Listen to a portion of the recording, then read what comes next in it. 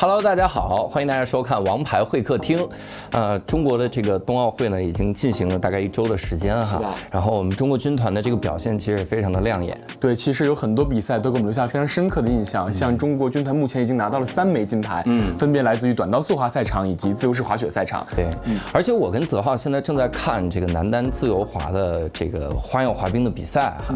但说实话，有一个小问题啊，这个我看半天很懵，什么4A 呀，什么阿克塞尔4周跳，我每次看这个花样滑冰的时候，我就觉得他们跳舞可美了，然后下来之后那个分儿，我都觉得是玄学，不知道是怎么打的，对，怎么来的？我们特别需要一个真的特别懂这个花样滑冰的人来帮我们指导一下，给我们指导啊！我们许愿得了啊！老天爷呀，赐给我们一个特别懂的人吧！快来吧！我这不来了吗？哎呦，严寒。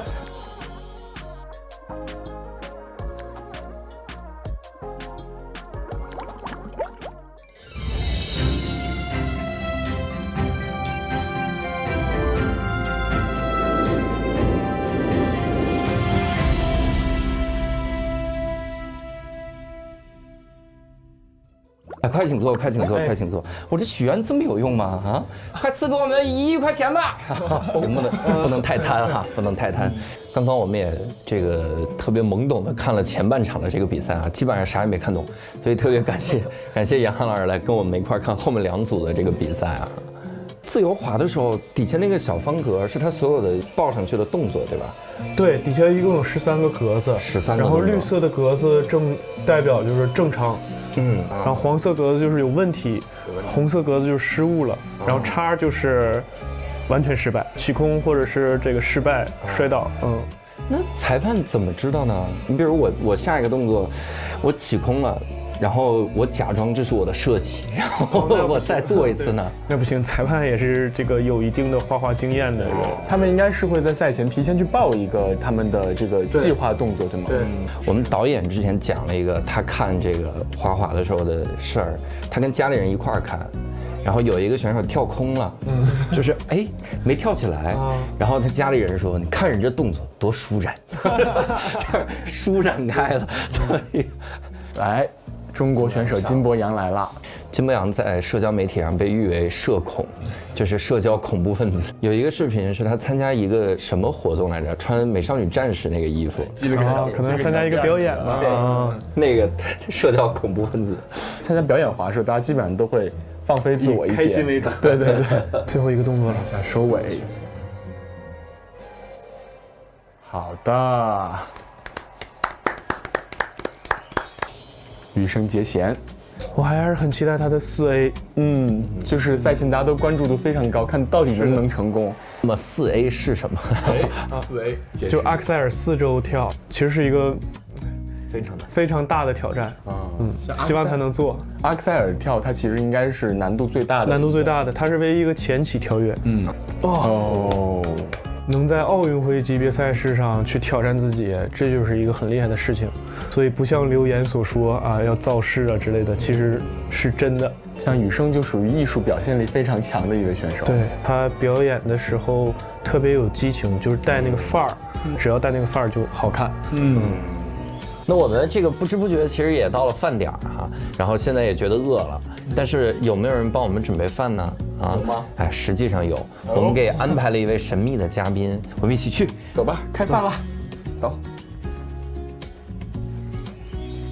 哇 ，Hello， 爷，好久不见 ，Hello 老师 ，Hello， 你好，正式介绍一下我们神秘嘉宾张新特。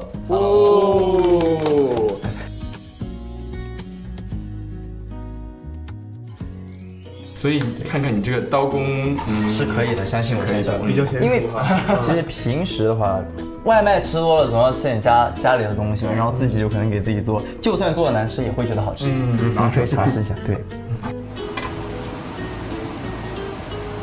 大概就是这样子。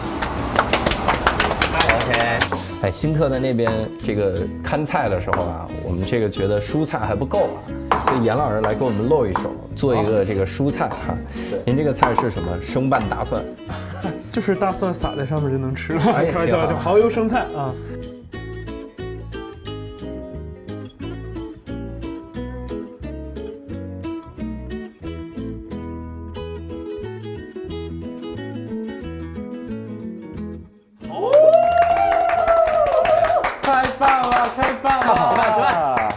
而且大家应该发现了，除了2位嘉宾做了2道菜以外啊，还多了几道菜。这是啥原因呢？因为咱们小院的阿姨啊，刚才在2位嘉宾做菜的同时，也在做菜。我们展开了一个小小的比赛啊，也没落后多少。在你们俩各做1道的同时呢，人家也就只做了8道而已。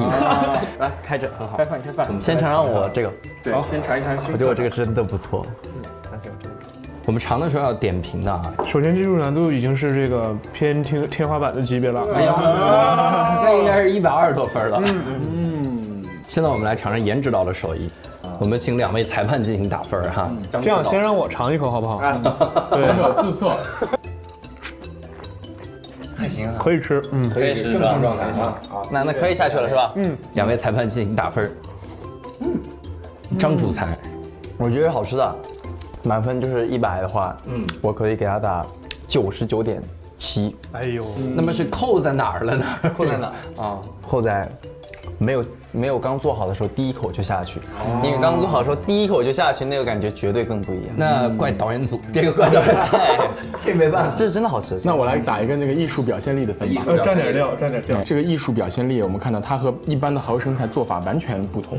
它最后没有炒在一起，而是选择了拌在一起。刚才其实摄影机的背后，工作人员都在说：“菜先放，菜炒菜呀，炒菜。”结果人家就是特立独行，我们是另外一种做法，我们是煮熟的，可以打100分，100分哈，艺术表现力是100分，哇，厉害了，厉害，好好吃啊！现在举个杯，感谢一下2位嘉宾了哈，谢谢你们能够来到我们的小屋，让我们蓬荜生辉，谢谢你们是我们的毒。那接下来呢，有一个我们嘉宾一定会遇到的这么一个环节啊，叫情报站。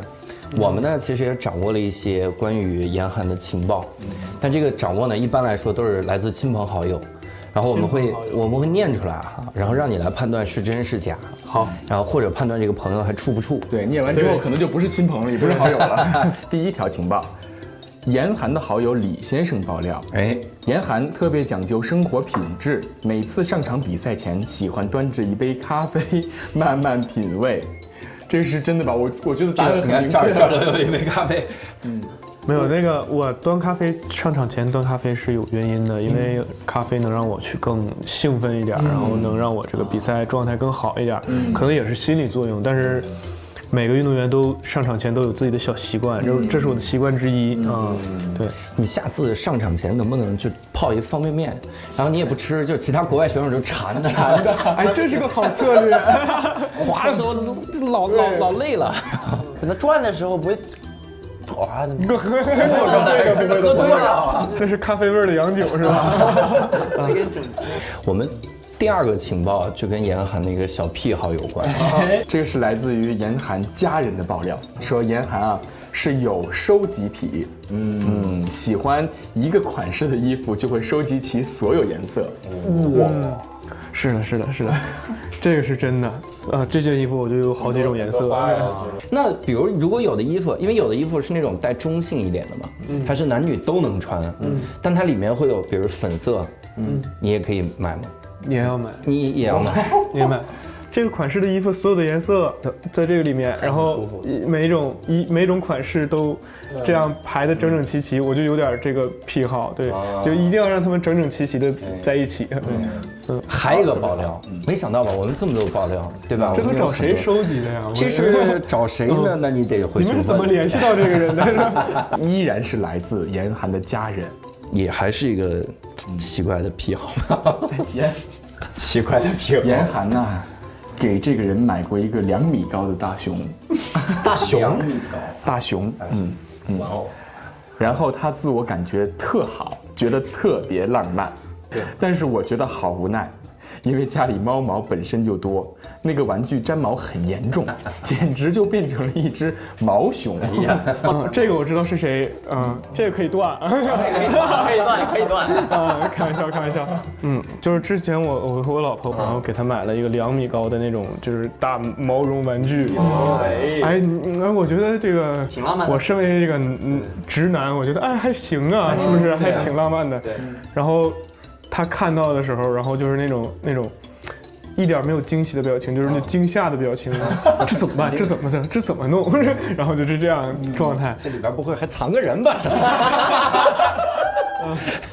一打开，然后赵帅老师哒哒，然后表演一跆拳道。结果完全没想到，就是我家猫特别喜欢。然后，哎，那是不是从某个角度来说，因为有了这个熊，然后地上没什么毛了，然后这个熊这不挺好的？减轻了这个除毛的压力，平时都没洗澡，也挺好。那特有没有送过别人这种特别？我倒没送过大熊，我好像也没送过什么东西。那你收到过什么？哎，有一说一，我到现在还没收到过生日礼物。哟，对。从小到大没有收到过啊，对，就是朋友还没有收到过生日礼物。喜欢2米高的大熊吗？哎，也可以啊，带毛的。但刚好在那边有一个带毛的，送给你。你看，说到这个礼物啊，其实我们还有一个环节，我们也发现这边有很多的这个箱子，但这个呢其实是盲盒。好，我去拿一拿这个盲盒。首先呢，这里有一个，哎呦，你看这个厉害，见得出这个。我知道这个。这个是，哎，这是套娃吗？哎，对，看看说的多准啊！这是一套娃，对不对？套娃，能不能跟我们讲讲这个故事？为啥有一个套娃在这边呢？我小时候是在那个我在国外出生，然后父母在俄罗斯这个工作，我5岁回的国。我小时候玩具就是这种。那这个童年的回忆，这个也玩不了多久吧？你就打开棒啊，打开棒啊，你这玩。我小时候对于玩具的理解就是可以拆的，然后5岁的时候接触花滑了吗？我回国的时候就是5岁那年接触的花滑，因为回来之后，然后我的姥爷发现我特别淘气，然后就想让我这个尝试一个体育运动，一开始想学跳水，但是东北没有跳水，都冻上了，然后一看就是有这个冰，然后。进到冰场里，当时一进去就是花冰，然后我姥爷就看，哎，这个运动项目还挺好玩的，花样很多，花样多，对，然后那就练试试吧，然后就慢慢从这个业余到区到市到省到国家。行啊，这一步登天了，这就出道即巅峰了，这是也没有了，上去就咔就往上走了。那你那个时候小时候开始学的时候，有展现出来这个天赋吗？就是我刚开始站在冰场上的时候就没摔过，就是然后有一个滑旱教练就过来，我的启蒙老师黄老师就过来说，哎。这个小孩还不错，然后好好培养，跟我的姥爷说，很有天赋。站那儿没摔，然后教练过来说，你得把冰刀穿上，你光脚的肯定不摔，把刀卸了，卡在那儿。你刚开始学花滑的时候，需要去练跳舞之类的吗？需要，当时我还参加一个，我记得是市比赛，我还拿过什么少儿市比赛什么古典舞还是什么舞的第一因为专门比古典舞的。对，因为必须要学舞蹈，小时候就是因为你一定要有一个芭蕾基础，你才能知道这个你才好看，然后再滑冰滑起来，所以当时就一直在学舞蹈。那你还记得花滑得的第一个奖是什么吗？第一个奖应该是省比赛或者市比赛，但我印象最深的就是我第一次拿全国冠军的那次比赛。全国比赛我12岁，然后我的那个对手们都是20几岁的哥哥们，然后当时我赢他们的时候，然后给我第一项短节目赢他们的时候，都给我姥爷打电话，我姥爷都不信，哎呀，你这瞎扯不可能是不是缺钱了？然后对你这一定是你是不是又惹什么祸了？对，然后。后来我说是真的然后这个我的教练出来帮我解释说，哎，他是真的然后我姥爷才相信。然后那次是赢的是最爽，就是因为有那次比赛之后，我才确定说以后要好好的去走这条路然后一直到12年的时候是得了世青赛的冠军。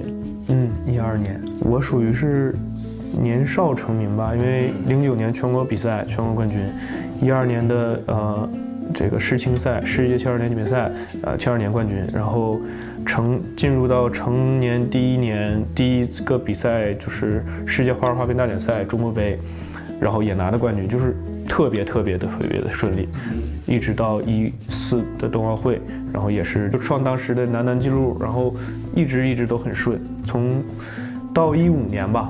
15年之前的我就是那种不知道什么是困难，就是很顺其自然的滑到那儿了。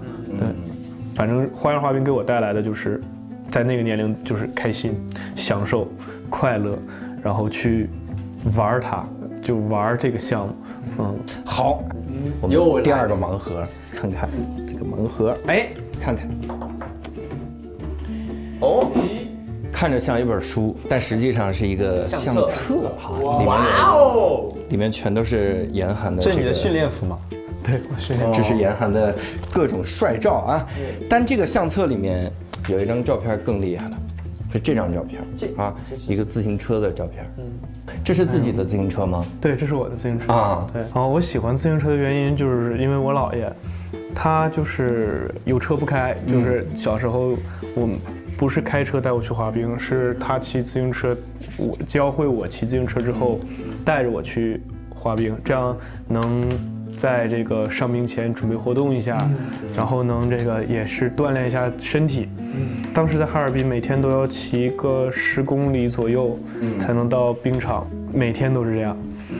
然后在我最难的时候，在我受伤的时候，那时候我姥爷在哈尔滨，然后他看到我就很难，然后看到我可能状态很不好，然后他自己在哈尔滨骑自行车骑到了北京，然后为了这个激励我说，就是到了之后就跟我说，哎，你看我老头子都能干成这样，我都能从哈尔滨骑到北京，你有什么这个过不了的坎儿啊？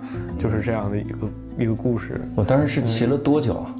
骑了10天10天啊！对，哇，我姥爷也不太爱说话，然后我们在我这个叛逆期的时候，我们都是靠写字交流，就是写纸条交流，就是他有什么事儿给我写到纸条放在我屋，然后我有什么事儿写在纸条放在他那儿，然后他其实是那种特别坚毅，他就是我的偶像，就是他虽然生活的年代，我觉得是年代影响了他，如果他是一个很好的年代，他一定是个。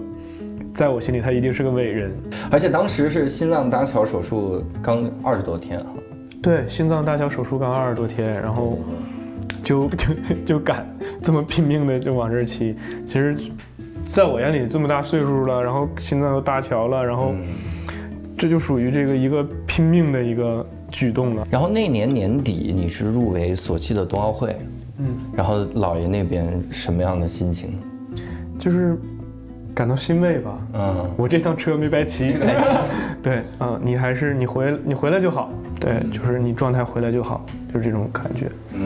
好，那我们再开一个盲盒哈，又来了，这里面又有一个好东西，又来一个，这个东西有意思了啊，这个就厉害了，这个东西，这是一个钢钉。这是个钉子哈，但是这个应该是导演组找的替代品，它应该是做一个纸袋啊。纸袋的意思就是它指代的是咱们骨头里打的那个钢钉。对，我的肩膀现在有5颗钉子吧。当时是什么情况啊？受那么严重的伤？因为当时是17年世锦赛之前的1个星期，当时训练压力特别大，就在训练场上这个把肩膀拉折了。那钢钉现在还在身体里吗？对，是这个不取的这种。它有什么感觉吗？其实我恢复的时间特别短，正常要恢复3个月左右。我当时恢复28天，就回到训练场上训练，因为马上就奥运会了，完了导致现在就是可能恢复的不太好，可能阴雨天，或者是某一个姿态会疼。对，那过安检会响吗？不会响，不会响。过安检，没这么大，就很小很小。对，我以为路过磁铁都会，把磁铁拿开。所以18年平昌回来之后，你就选择了职业化的这个道路。对，当时也是跟这种伤病之类的有一定关系吧。职业化这种道路，一是没人去尝试，我也算是冰上第一个转职业化的人。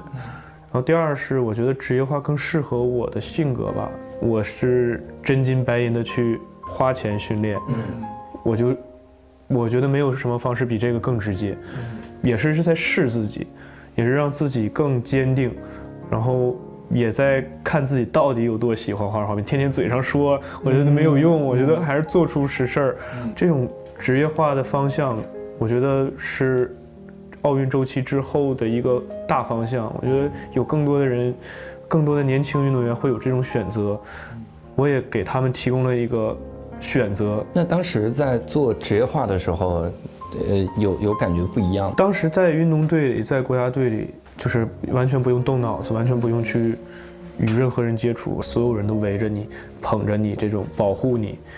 到外边到社会里就没人会惯着你，都是你自己去运作。我自己去找冰场，我自己去找教练，我自己去找康复，我自己去找我的团队，你都要你自己去。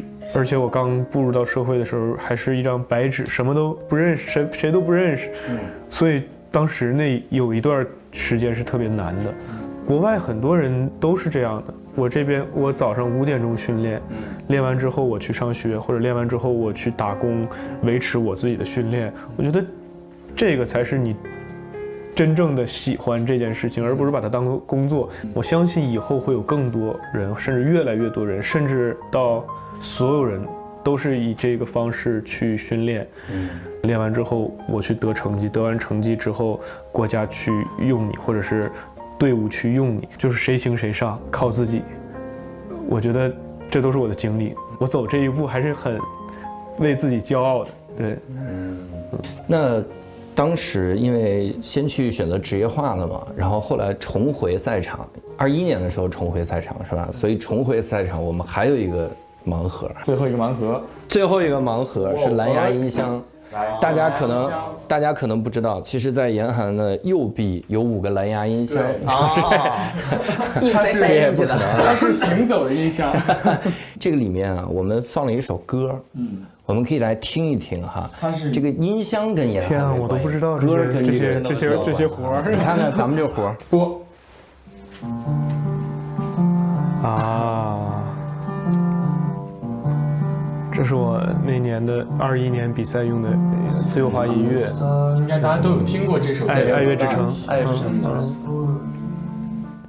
其实当时那个电影我看了好多遍，就我觉得它是那个电影，我不知道你们看没看过啊，它是一个看似悲剧吧，看似是一个不太好的结局，两个人没在一起啊，但是它是一个很幸福的事情。对，所以我就觉得，哎，这个还挺适合我当时的想法的啊。看似可能它不是一个好的事情，但是它是一个比较幸福的事情。然后当时也是跟编排老师我们在一起讨论的时候，他一开始想给我推荐一些古典类的，因为古典类的配上一个比较好的滑行会更，就是会加分儿啊。然后后来我执意要选这个，然后他说啊，那行吧。那你重回赛场的时候，会对花样滑冰有新的理解吗？会，那次赛场是我比的最轻松的一次比赛。其实那个我完全没把它当做比赛，虽然我运动员的身份是要，去争取好成绩，但是身为个人来讲，我当时就是以享受的状态。哎呀，我还能回到这个赛场上，然后我还能比赛，对，我还能让这些人为我去怎么样，感谢我的这个以前的经历的那种感觉。那因为我们知道花样滑冰啊，它里面又有这个竞技的这个东西在，然后又有这个艺术的东西在。其实这个是特别纠结的一件事，对于我来说，有些人学花滑的目的，或者是比赛的目的，练花滑的目的，他们就是为了得冠军。但是我一开始学花滑的目的，我是觉得它很好，我觉得开心，我觉得快乐，我才学的花滑。我到后来也是在找这种感觉，所以才在12年滑的这个气。对，听完严寒刚才跟我们聊的这一切，就能让我们感觉到一个非常不一样的这个人生。我其实以前有过这么一个感触，就是很多时候我们走一条路走的特别的多，大家觉得这条路就是特别的对，他不去想他为什么去对，但直到一个人出现，那个人可能走了另一条路，大家才会因为这个人去想这条路他对在哪儿，他是不是也挺好。那我要不要将来也走这条路？但是我们更重要的是，就是当我们走在一条新路上的时候，你一定要想明白，第一个能勇于走这条路的人，他面临的勇气和他面临的这个抉择，那是非常非常难以想象的。所以我觉得严寒就让我们看到了这个完全不一样的一个人生，因为那段时期是完全自己在自掏腰包的去训练，然后在每天的进行练习，并且在国家需要的时候，然后又一次重返国际赛场，然后又一次站了出来。正好这个《City of Star》这首歌，然后也能让我们想起他重返赛场的一幕。然后我也真心的希望这个屏幕前的朋友们能再去看一看那场表演。我们不能叫它那场比赛，我们就直接叫它一场表演。它其实更像是一个人生的一个表演，用那么一首音乐，然后那么一个精心编排好的这么一个节目，来告诉世界这条路也是可以的。